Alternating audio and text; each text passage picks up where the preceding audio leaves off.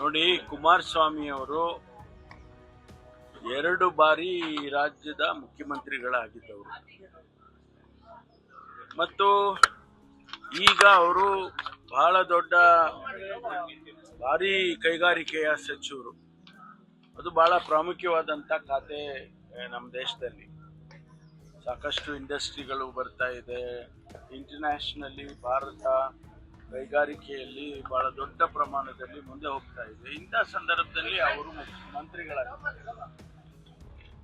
ಅವರು ಹೇಳಿಕೆ ಕೊಟ್ಟಿದ್ದಾರೆ ನನ್ನ ಬಗ್ಗೆ ವೈಯಕ್ತಿಕವಾಗಿ, ರಬ್ಬರ್ ಸ್ಟ್ಯಾಂಪ್ ಅಂತ ಹೇಳಿದ್ದಾರೆ.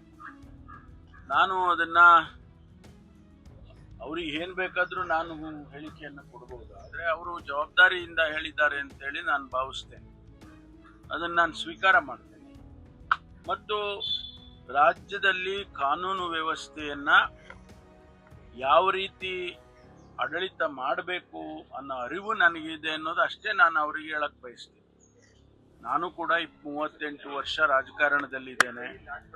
ಅನೇಕ ಹುದ್ದೆಗಳಲ್ಲಿ ಕೆಲಸ ಮಾಡಿದ್ದೇನೆ. ಅವ್ರ ಜೊತೆಯಲ್ಲೂ ಕೆಲಸ ಮಾಡಿದ್ದೇನೆ. ಹಾಗಾಗಿ ಅವರಿಗೆ ನನ್ನ ಸಾಮರ್ಥ್ಯನೂ ಗೊತ್ತು, ನನ್ನ ವ್ಯಕ್ತಿತ್ವನೂ ಅವ್ರಿಗೆ ಗೊತ್ತು ಅಂತ ಅಂದ್ಕೊಳ್ತೀನಿ.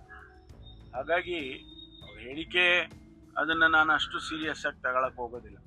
ಸಿಬಿಐ ಎನ್ಕ್ವೈರಿ ಡಿಮ್ಯಾಂಡ್ ಮಾಡ್ತಿದ್ದಾರೆ ಸರ್, ಪದೇ ಪದೇ. ಮತ್ತೆ ಬಳ್ಳಾರಿ ಇನ್ಸಿಡೆಂಟ್ ನಾನು ಹೇಳಿದ್ದೇನಲ್ರಿ, ನಿನ್ನೆನೇ ಹೇಳಿದೆ ನಾನು. ನಮ್ಮ ಪೊಲೀಸ್ ಇಲಾಖೆ ಇನ್ವೆಸ್ಟಿಗೇಷನ್ ಮಾಡೋದ್ರಲ್ಲಿ ಸಾಮರ್ಥ್ಯ ಇದೆ ಅವರಿಗೆ. They are capable of handling any situation. ಅದು ಒಂದು ವೇಳೆ ಆಗ್ಲಿಲ್ಲ, ಅವ್ರ ಕೈಲಿ ಆಗೋದಿಲ್ಲ ಅಂತ ಅನ್ನುವಂತ ಸಂದರ್ಭ ಬಂದ್ರೆ ನಾವು ಸಿಬಿಐ ಮತ್ತೊಂದು ಅನ್ಬಹುದು.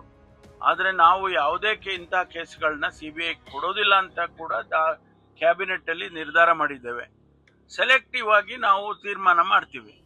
ಒಂದು ವೇಳೆ ಯಾವುದೋ ಕೋರ್ಟಿನ ಆದೇಶ ಬರುತ್ತೆ ಅಥವಾ ಮತ್ತೊಂದು ಸನ್ನಿವೇಶ ಬರುತ್ತೆ, ಅಂತ ಸಂದರ್ಭದಲ್ಲಿ ನಾವು ಕನ್ಸಿಡರೇಷನ್ ಮಾಡ್ತೀವಿ. ಕ್ಯಾಬಿನೆಟ್ ಅಲ್ಲಿ ಸಿಬಿಐಗೆ ಯಾವುದೇ ಈ ರೀತಿ ಕೇಸ್ಗಳನ್ನೆಲ್ಲ ಕೊಡಬಾರದು ಅನ್ನೋ ತೀರ್ಮಾನನ ನಾವು ಮಾಡಿದ್ದೇವೆ. ಶೋಭಾ ಕರಂದ್ಲಾಜೆ ಆಮೇಲೆ ಅದರ ಅಗತ್ಯತೆ ಇಲ್ಲ, ಮುಖ್ಯವಾಗಿ ಅದರ ಅಗತ್ಯತೆ ಇಲ್ಲ. ಶೋಭಾ ಕರಂದ್ಲಾಜೆ ಅವರು ನಿನ್ನೆ ಒಂದು ಹೇಳಿಕೆಯನ್ನು ಕೊಟ್ಟರು ಸರ್.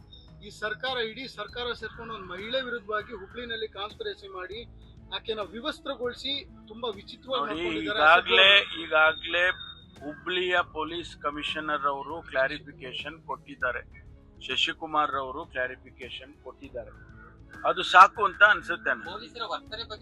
ನಾವು ವರ್ತನೆ ನೋಡ್ರಿ, ಅವ್ರು ಏನ್ ಬೇಕಾದ್ರೂ ಹೇಳ್ಬಹುದು. ಶಶಿಕುಮಾರ್ ಅವರು ಆ ಪರ್ಟಿಕ್ಯುಲರ್ ಕೇಸಲ್ಲಿ ಅವರು ಕ್ಲಾರಿಫಿಕೇಶನ್ ಕೊಟ್ಟಿದ್ದಾರೆ. ನಾವು ವಿವಸ್ತ್ರ ಮಾಡಿಲ್ಲ. ಅವರನ್ನ ಅರೆಸ್ಟ್ ಮಾಡುವಂತ ಸಂದರ್ಭದಲ್ಲಿ ಅವರೇ ಆ ರೀತಿ ಮಾಡ್ಕೊಂಡಿದ್ದಾರೆ ಅನ್ನೋದನ್ನ ಅವರು ಕ್ಲಾರಿಫಿಕೇಶನ್ ಕೊಟ್ಟಿದ್ದಾರೆ.